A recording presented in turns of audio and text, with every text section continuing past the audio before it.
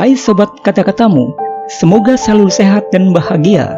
Miracle in Cell 7 merupakan film Korea yang banyak dibuat versinya. Ada yang gaya Filipina, Turki, maupun Indonesia. Kali ini kita akan ngomongin versi aslinya, film Korea. Film ini sesungguhnya film lama yang dirilis tahun 2013. Tapi yang lama katanya yang paling asik. Buktikan saja. Film ini dibuka dengan Yesung meminta izin ayah angkatnya yang kepala sipir untuk menyidangkan kembali kasus Lee Yong-go. Lee Yong-go yang berkebutuhan khusus itu tinggal hanya dengan putrinya, Yesung. Yesung selalu mengantar ayahnya pergi bekerja. Yesung hafal betul, ayahnya akan berbalik pada hitungan ketiga ketika akan berpisah. Lihat saja. 1, 2, 3.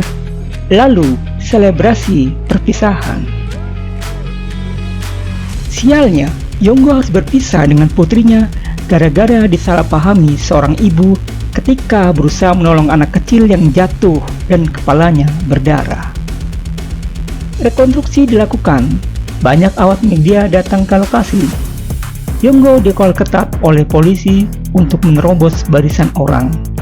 Sebuah boneka anak kecil dilempar. Yong-go disuruh mempraktekkan apa yang dilakukan pada korbannya. Banyak penonton yang menyaksikan rekonstruksi itu.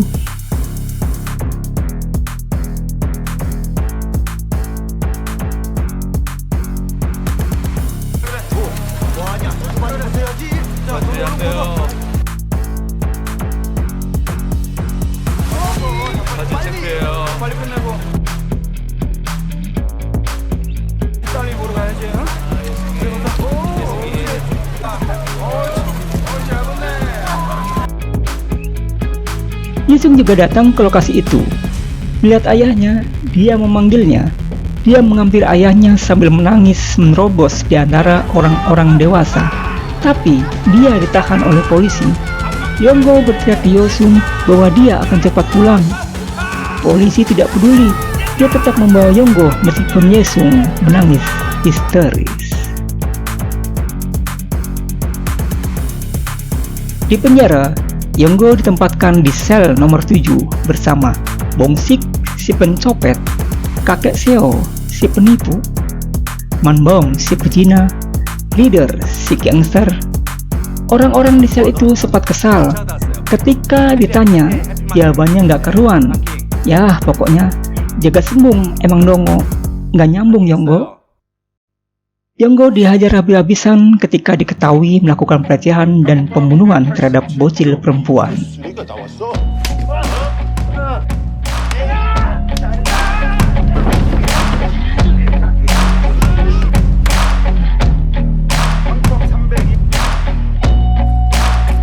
Semua menjadi iba ketika tahu Yong-go akan dihukum mati. Suatu ketika, si Yong-go melihat ada ketua geng lain yang akan menusuk si Leader, ketua geng sel 7. Yong-go mencegahnya, tapi malah kena tusuk di perutnya. Leader marah dan menerjang si penusuk.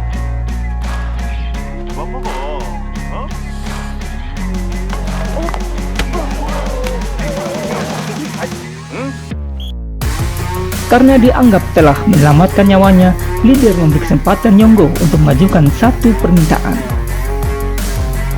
Yong-go tidak mau apapun, dia hanya mau Yesung, anaknya. Pucuk dicinta, ulang pun tiba.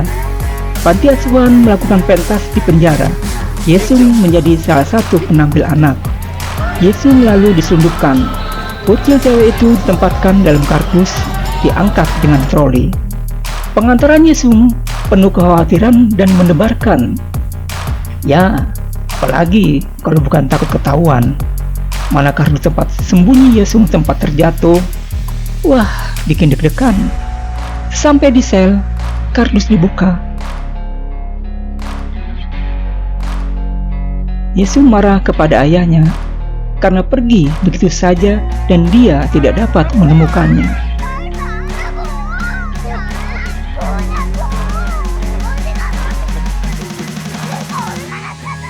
Yesung masih di dalam sel ketika ada pemeriksaan. Mereka mengerahkan segala akal untuk menyembunyikan Yesung. Sipir melongok ke dalam, Yesung bersembunyi di bawah pintu. Ketika sipir melihat ke bawah, Yesung diangkat ke atas, tapi akhirnya ketahuan sama kepala sipir. Wah, sial benar. Yonggo masuk ruang isolasi, tapi yang diingat cuman Yesung. Hari itu juga di penjara ada kebakaran akibat mengamuknya seorang napi yang merasa iri. Si napi ini iri, kenapa bocil boleh masuk ke penjara sedangkan ayahnya tidak boleh. Dia menyiram-nyiram bensin sehingga api membesar.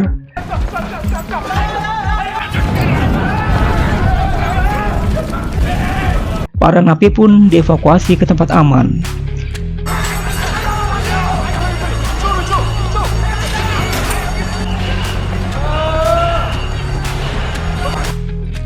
Ketika kebakaran makin membesar, kepala sipir berusaha masuk ke tempat napi yang mengamuk. Tapi si napi merobohkan lemari kabinet. Yonggo melihat dan meminta semua orang untuk menyelamatkan kepala sipir, tapi tidak ada yang peduli. Akhirnya dia sendiri yang menyelamatkan kepala sipir.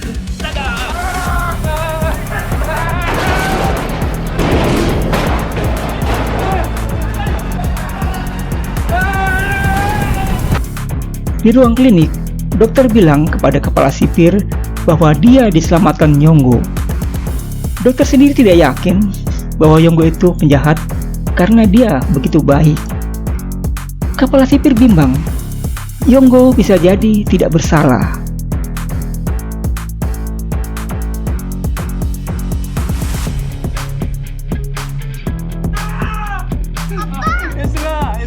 Melihat keakraban Yonggo dan Yesung, makin bimbang kepala sipir. Apa benar dia penjahat yang menculik dan membunuh anak kecil? Kepala sipir menyuguhi Yesung yang sakit. Bocil itu bilang ke kepala sipir, bisakah dia menangkapnya biar dia bisa dipenjara bersama ayahnya. Ketika membaca berkas Lee Yonggo, kepala sipir heran. Tulisan tangan di situ begitu bagus, tidak mungkin tulisan Yonggo. Temannya yang polisi memberitahu yang dibunuh Yonggo, anak jenderal polisi. Itu rupanya mengapa polisi merekayasa kasus Yonggo. Oh, polisi. Yesung sekarang tinggal dengan kepala sipir. Yesung sudah dianggap seperti anaknya sendiri oleh kepala sipir dan istrinya. Lihat saja, bahagia bukan? Mereka saling suap.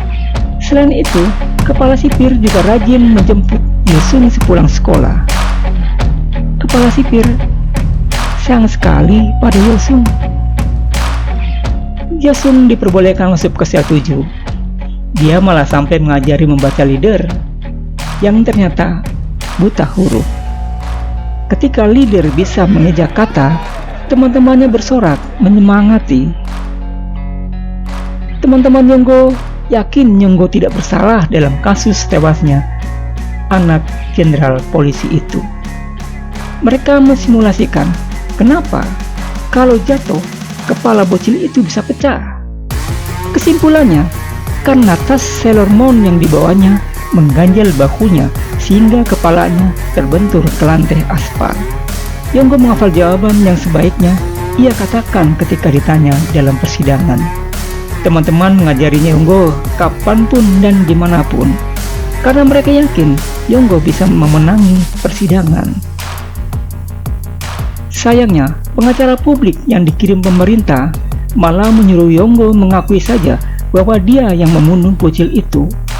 Dia bilang, Yonggo tidak mungkin menang melawan seorang jenderal polisi. Sebelum sidang, jenderal polisi juga memukuli Yonggo.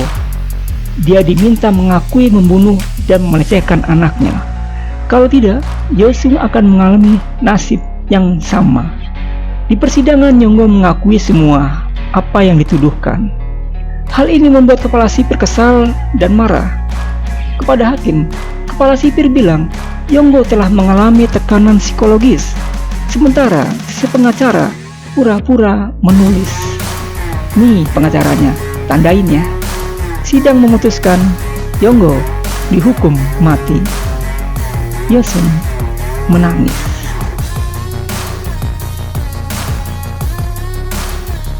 Yonggo akan dieksekusi. Teman-temannya sudah menyiapkan sebuah rencana. Mereka membongkar rak penyimpanan bola dan mengelasnya, sementara leader melobi kelompok lain agar mendukung rencana untuk menyelamatkan Yonggo.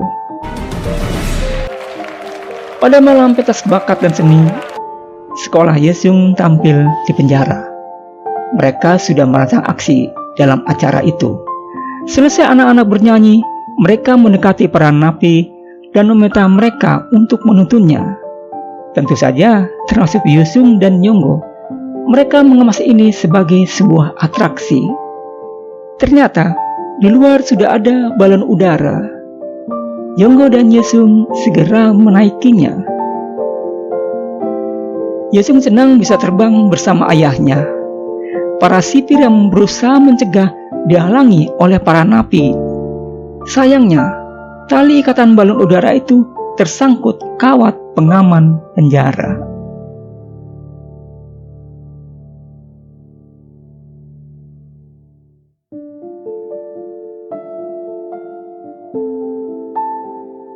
Hari Yonggo akan dieksekusi makin dekat. Yesung berpelukan seperti tidak mau berpisah. Yonggo bilang, "Yesung bisa ya tanpa ayah?" Yesung bilang, "Kalau pindah ke tempat yang lebih baik, ayah jangan mengkhawatirkannya." Yesung tidak tahu ayahnya akan dieksekusi mati. Sebelum berpisah, mereka melakukan selebrasi tapi terus kembali dan menangis. Mereka tidak mau berpisah.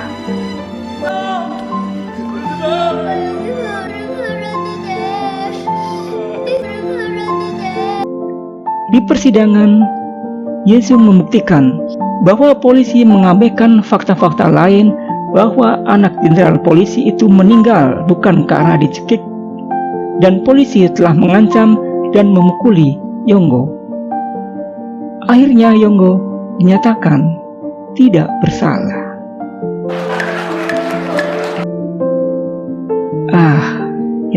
Yonggo.